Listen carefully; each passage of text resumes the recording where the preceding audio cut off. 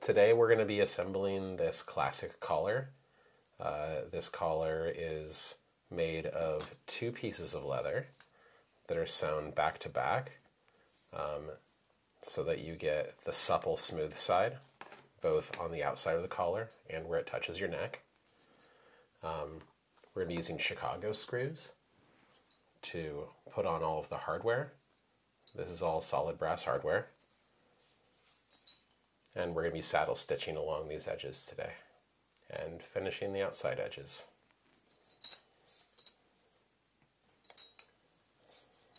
Alright, and this is what you get in the DIY kit for the classic collar.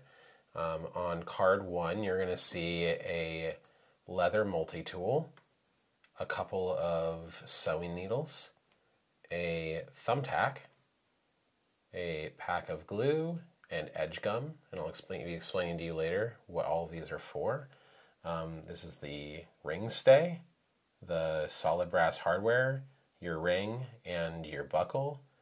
You're going to have 3 Chicago screws with leather washers and 2 lengths of chocolate thread.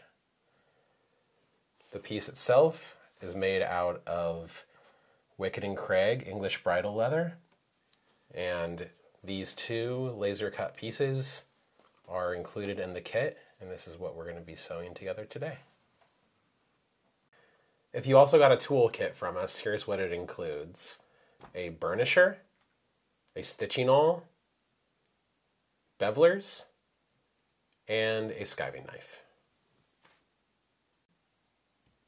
Additionally, you're going to need a Phillips screwdriver, and optionally, you may end up wanting rubber cement and a kitchen knife.